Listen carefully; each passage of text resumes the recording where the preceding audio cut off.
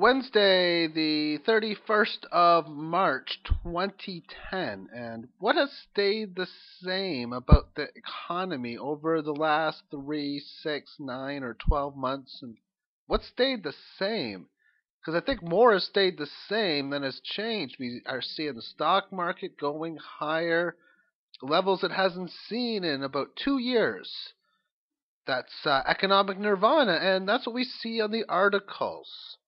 They are referring to the same things. They tell us that we have signs that the economy is doing better, that the economy is recovering, and that we have signs that employment is doing better because, well, the jobless claims and initial claims, it's so much better than expected and so much better than it once was.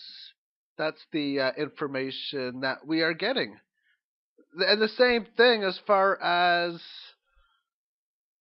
how money is created, because if you do a Google search for how money is created and you do the same search but only allow government sites, which can be done by typing in site/gov,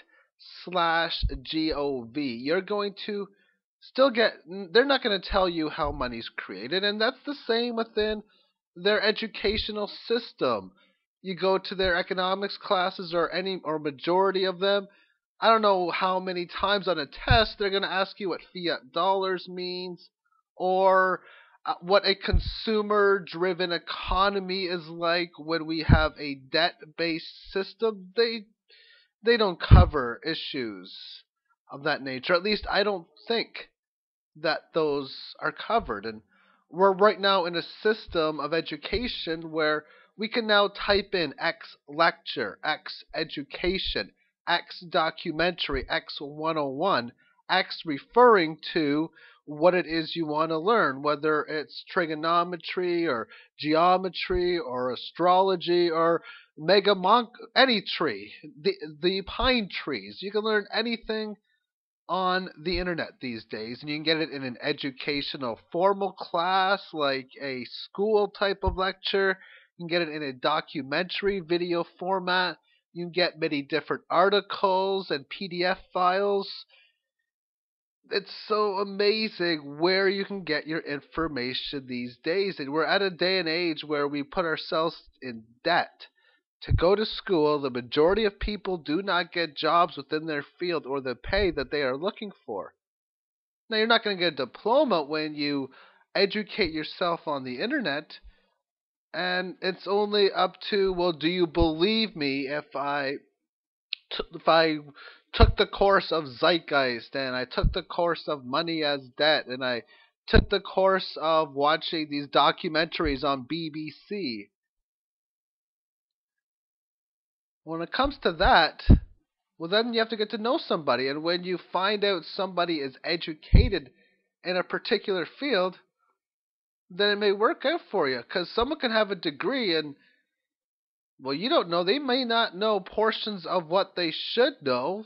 That might be a portion of which they failed in the school class, yet it was still good enough for them to pass. And a lot of education is all about cramming up and learning this information for that big test, most of which you're going to forget in the weeks and months that follow that test.